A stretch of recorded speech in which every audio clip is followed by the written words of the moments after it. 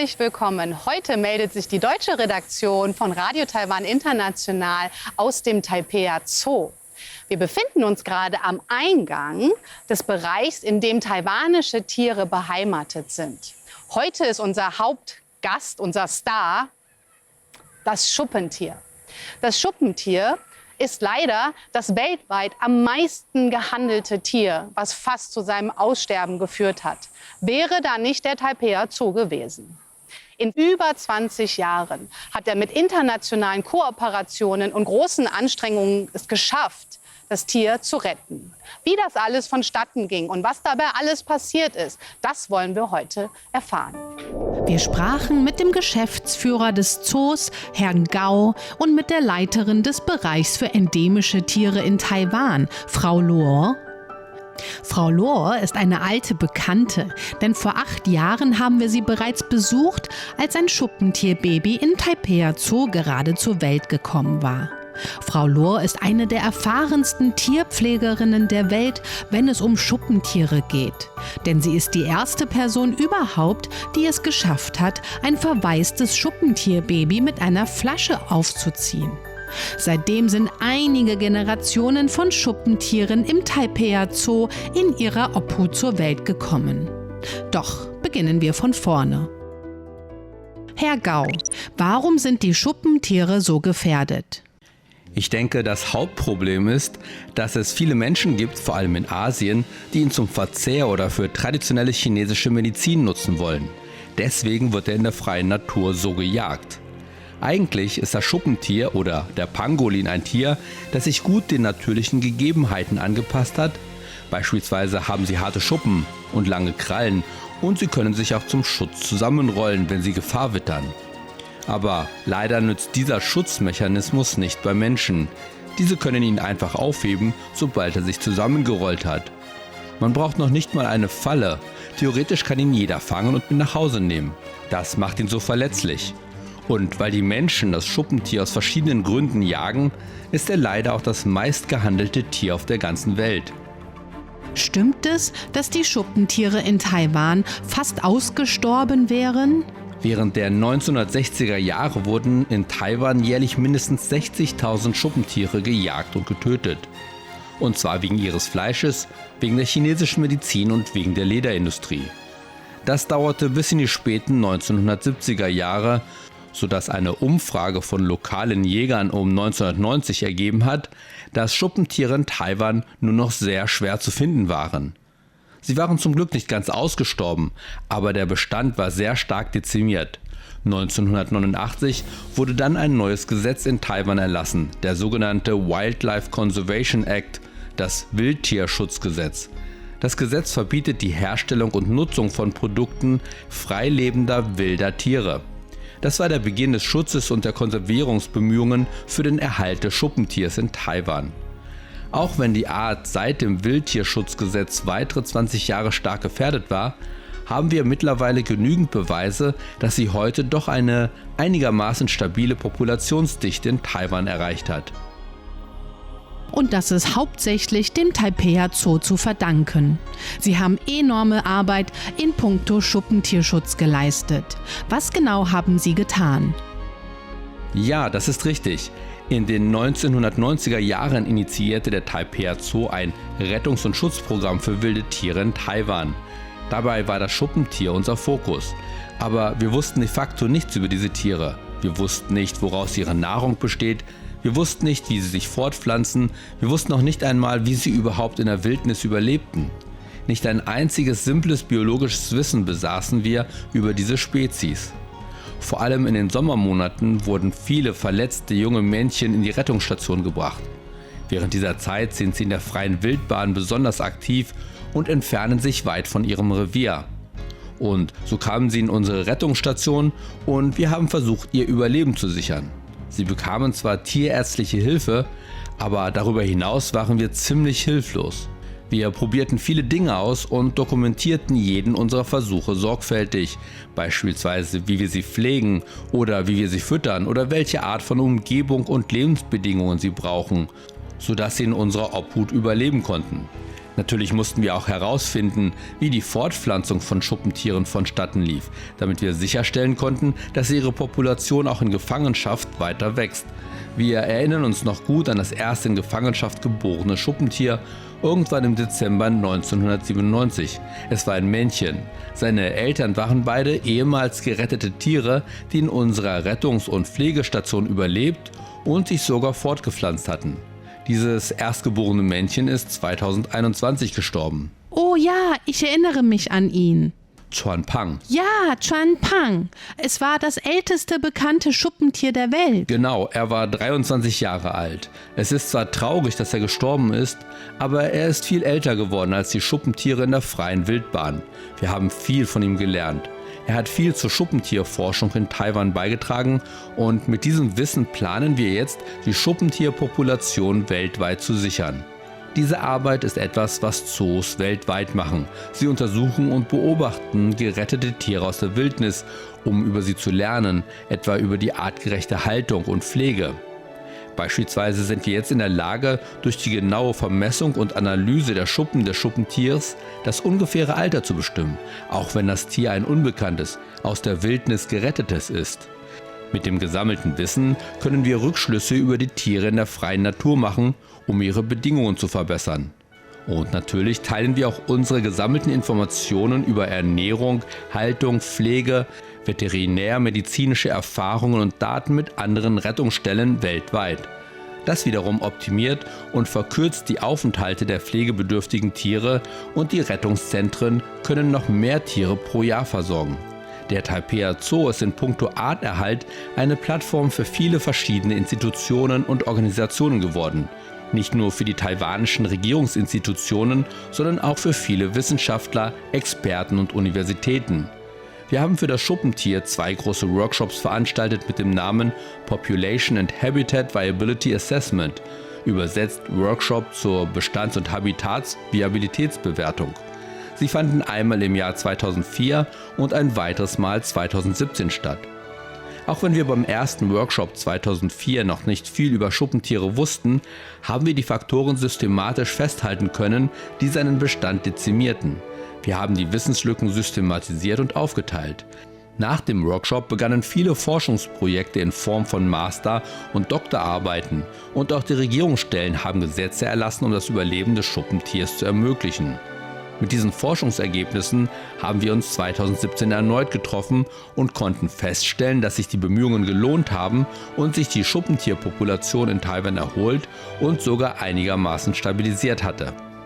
Seit dem Workshop 2017 verfolgen wir den sogenannten One Plan Approach. Es ist ein Ansatz zum Artenschutz und zwar liegt der Fokus auf der Entwicklung von Managementstrategien und Erhaltungsmaßnahmen durch alle verantwortlichen Parteien für alle Populationen einer Art, unabhängig davon, ob sie innerhalb oder außerhalb ihres natürlichen Verbreitungsgebiets liegen. Wichtig ist, dass sämtliche Bedürfnisse der Art erfasst, priorisiert und systematisiert werden und dann den entsprechenden Verantwortlichen zugeteilt werden. Früher ging man beim Artenschutz 2 parallele, aber getrennte Wege, beispielsweise Wildbiologen, Wildtiermanager und Naturschützer auf der einen Seite und Zoos, Rettungs- und Naturschutzzentren auf der anderen Seite. Die einen sammelten Daten der Tiere in der freilebenden Natur, während die anderen Daten der in Gefangenschaft lebenden Tiere sammelten. Der One-Plan-Ansatz zielt aber darauf ab, diese 2 Perspektiven und Arbeitsfelder zu vereinen und sich gegenseitig mit Informationen zu versorgen, was zu einem umfassenden Schutzplan für diese Arten führt. So lässt sich die Lücke zwischen dem Management wilder und in Gefangenschaft lebenden Populationen schließen. Mittlerweile setzen wir uns für den Artenschutz des Schuppentiers weltweit ein, wobei mehrere internationale und regionale Gruppen involviert sind. Wir arbeiten beispielsweise mit der Weltnaturschutzunion IUCN zusammen und unser Dr. Sun ist dort Vorsitzender der ostasiatischen Gruppe, die die Gebiete Hongkong, China und Taiwan umfasst. Von den 8 Schuppentierarten weltweit ist eine immer noch stark gefährdet und das ist das Schuppentier in China. Über diese Ostasiengruppe kommunizieren wir mit China, um mehr über den Bestand und die dortige Forschungslage zu erfahren. Ist es eigentlich möglich, die im Zoo lebenden Schuppentiere später in die Natur auszuwildern? Das ist eine gute Frage und tatsächlich ist es ein wichtiges Anliegen des Zoos, Tiere zu rehabilitieren. Und auch die Anzahl der Schuppentiere in Taiwan war nicht nur zu gering, sondern auch instabil. Da konnten wir ein solches Unterfangen nicht wagen. Hinzu kommt, dass wir die Faktoren, die unsere Schuppentiere in Taiwan bedrohen, etwa die freilaufenden Straßenhunde, noch nicht im Griff haben. Wir dürfen nichts riskieren und weitere Verletzungen der Schuppentiere in Kauf nehmen. Aber ich darf an dieser Stelle die erfreuliche Botschaft verkünden, dass wir am Beginn eines Rehabilitationsprojektes stehen. Wir möchten einzelne, ehemals verletzte Tiere in die Wildnis zurückbringen und mit einem Peilsender versehen, damit wir genau studieren können, wie sie mit welchen Gefahren in Korrelation mit welchen Verletzungen draußen in der Natur zurechtkommen. Wie können Sie die freigelassenen Schuppentiere mit einem Peilsender orten? Bekommen Sie einen Mikrochip eingesetzt? Nein, der Peilsender wird außen angebracht. Das ist eine spezielle Technologie, die aus einem wissenschaftlichen Paper entstanden ist. Und zwar wird ein kleines Loch in eine Schuppe des Schuppentiers gebohrt, ohne dass es das Tier oder sein Verhalten in irgendeiner Weise beeinträchtigt. Schuppentiere verlieren gar keine Schuppen? Nein, in der Regel nicht. Natürlich gibt es Sicherheitsvorkehrungen. Beispielsweise ist der Sender mit einem Stoffband an dem gebohrten Loch festgemacht. Das heißt, bei fortschreitender Alterung wird zuerst das Band nachlassen und sich zersetzen. Das heißt, sie verlieren dann zuerst den Sender. Oder wenn sie sich verheddern, dann reißt natürlich das Band zuerst. Mit dieser Methode bleibt die Schuppe immer intakt. Taiwan ist momentan das einzige Land, das diese Form von Feldforschung betreibt und betreiben kann. Die gesammelten Daten stellen wir dann anderen Ländern zur Verfügung, um die Lebensbedingungen für Schuppentiere noch artgerechter gestalten zu können, sowohl für die in der Gefangenschaft Lebenden als auch für die Wildlebenden. Beispielsweise könnten wir mit den Daten dann besser beurteilen, wie die Überlebenschance nach der Behandlung einzelner Verletzungen ist. Oder beispielsweise die Frage, ob ein Schuppentier unter 1,5 Kilo allein in der Wildnis überlebensfähig wäre, beziehungsweise welches Alter überhaupt ideal wäre, um ein Schuppentier wieder in die Wildnis zu entlassen. Oder noch grundlegender gefragt, wo wäre eigentlich dieser ideale Platz für Schuppentiere? Es gibt also eine Menge unbeantworteter Fragen, aber wie Frau Lohr bereits gesagt hat, der One-Plan-Approach schließt alle Institutionen und Organisationen mit ein, um eine übergreifende Kooperation zum Wohle aller Schuppentiere der Welt zu ermöglichen. Das hört sich toll an. Eine Frage. Sie reden die ganze Zeit davon, dass es in Taiwan viele Schuppentiere gibt, die aus der Wildnis gerettet werden müssen und verletzt sind. Wovon ist da genau die Rede? Was gefährdet sie hier in Taiwan? Obwohl die Menschen die Schuppentiere nicht mehr für Fleisch oder Medizin verwerten, gibt es doch ein sehr großes, teilweise sozial motiviertes Problem. Und zwar ist es das der Straßenhunde. Okay. Die Straßenhundepopulation wächst und wir haben neben den Verletzungen der geretteten Tiere auch immer mehr Video- und Fotomaterial, das zeigt, dass die Verletzungen von Straßenhunden zugefügt wurden, und zwar von ganzen Rudeln. Wenn sich Straßenhunde zu Rudeln zusammenfügen, gehen sie gemeinsam auf Nahrungssuche oder jagen auch zum Vergnügen. Das liegt in deren Natur, aber das Schuppentier ist diesen Angriffen völlig hilflos ausgesetzt. Es kann sich nur zusammenrollen und hat nur die harten Schuppen. Aber diese können den Angriffen nicht standhalten.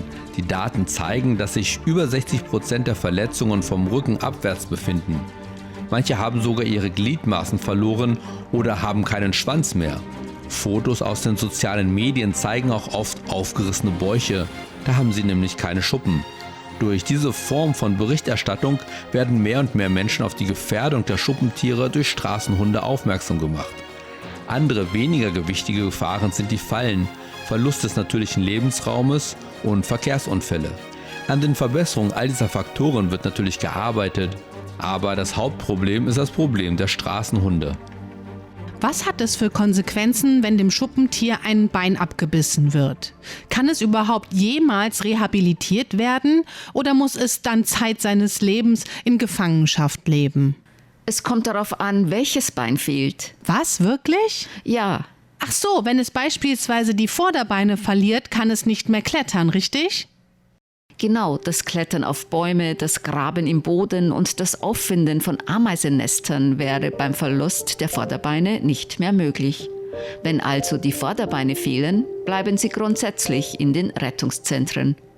Damals blieben auch diejenigen bei uns, denen die Hinterbeine fehlten. Aber in den letzten Jahren gibt es eine spezielle Forschungsarbeit dazu, in welchem Verhältnis der Grad der Verletzungen und die erfolgreiche Rehabilitation stehen. Es geht also darum, verschiedene Verletzungen zu analysieren und zu kategorisieren, um ein Bewertungssystem aufzustellen, mit dem man überprüfen kann, ob ein Tier zur Auswilderung geeignet ist oder nicht. Dr. Sun hat in den letzten Jahren genau beobachtet, wie Schuppentiere mit amputierten hinteren Gliedmaßen und fehlenden Schwänzen in der freien Natur zurechtkommen, beziehungsweise ob es in der freien Natur, auf sich allein gestellt, überhaupt überlebensfähig ist. Jeder Fall wird genau beobachtet und dokumentiert und wir teilen uns alle Daten. Verstehe. Ich muss gerade dran denken, was passiert, wenn der Schwanz bei einem weiblichen Schuppentier fehlt. Ich meine, bei Schuppentieren legt sich das Schuppentierbaby ja auf den Schwanz der Mutter und wird auf diese Art transportiert. Aber was ist, wenn der Schwanz fehlt? Wo kann das Baby dann hin? Oder ist die Konsequenz, dass es dann gar keinen Nachwuchs mehr geben kann? Das wäre ja fatal, denn jedes Schuppentierweibchen kann ja nur einmal im Jahr ein Junges zur Welt bringen. Tatsächlich kommt es darauf an, wie viel vom Schwanz fehlt. Auch da müssen wir Erfahrungen sammeln, um einschätzen zu können, was ist möglich und was ist zu tun, wenn ein Drittel des Schwanzes fehlt oder wenn die Hälfte fehlt oder wenn gar mehr als die Hälfte fehlt. Wenn nur noch ein wenig mehr als die Hälfte oder ein Drittel Schwanz übrig ist, dann beeinflusst das natürlich die Aufzucht des Jungen. Und das müssen wir in unseren Bewertungskriterien berücksichtigen und diskutieren. Wenn es ein Männchen ist, besteht je nach Gesamtpunktzahl des Bewertungsbogens die Möglichkeit, in die Natur gelassen zu werden. Aber die körperliche Beeinträchtigung wird sein Paarungsverhalten beeinflussen. Aber wenn es ein Weibchen ist, dann sind die Auswirkungen größer. Denn es ist, wie Sie eben gesagt haben, es gibt dann keine Möglichkeit, ein Junges großzuziehen, denn der Anteil des fehlenden Schwanzes ist zu groß. Das ist natürlich auch ein entscheidender Faktor, der darüber entscheidet, ob ein Individuum zur Rehabilitation in der Wildnis geeignet ist oder nicht. Was ist also neben der Rehabilitation der Schuppentiere in die Wildnis der nächste Schritt im One-Plan-Approach? Die Zucht von Schuppentieren vielleicht? Wir fragen noch einmal genauer bei Frau Lohr nach. Werden beispielsweise die 2 kürzlich hier geborenen Schuppentierbabys in andere Länder geschickt? Nach Deutschland oder Prag, wo ja bereits Schuppentiere aus dem Taipei Zoo leben? Sie haben natürlich recht, wir haben in den letzten Jahren mit derartigen Planungen begonnen. Die Voraussetzungen dafür sind natürlich zuerst, dass erstens die hiesigen Populationen stabile Zahlen aufweisen und das tun sie mittlerweile. Und zweitens, wir selbst ein Zuchtverfahren entwickelt haben, das zuverlässig funktioniert. Mit diesen Voraussetzungen begannen wir eine Art Satellitenpopulation zu etablieren. Die Idee dahinter ist, dass wir unsere Eier in verschiedene Nester dieser Welt legen und verschiedene Institutionen dazu einladen, in der Naturarbeit und Forschung mitzuwirken. So haben wir es dann in den letzten Jahren gehandhabt. Wir haben Schuppentierpärchen in den Leipziger Zoo und in den Prager Zoo zur Weiterzucht gegeben. Wir hoffen natürlich, dieses Zuchtprogramm noch besser auszuweiten und zu optimieren.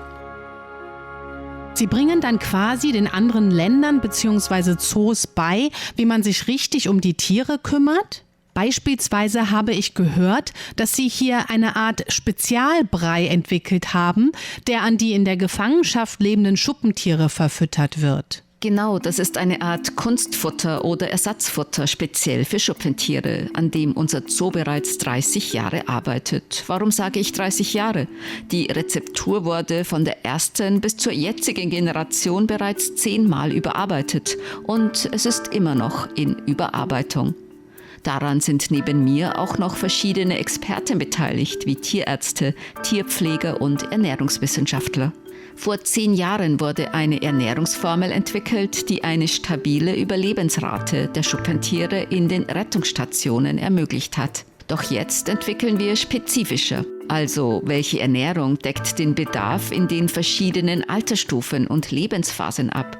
Beispielsweise in der Phase der Reproduktion, in der Aufzucht oder während des Alterns. Auch da kooperieren wir wieder mit 3 weiteren Wissenschaftlern, die draußen in der Wildnis forschen. Einmal den Ameisenexperten Lehrer Lin Zongqi von der Chang Normal Universität. Dann ist da der Termitenexperte Herr Li Hofeng von der National Chongqing Universität und schließlich der Schuppentierexperte für Schuppentiere in freier Wildbahn, der bereits oft erwähnte Dr. Sun Qingmin.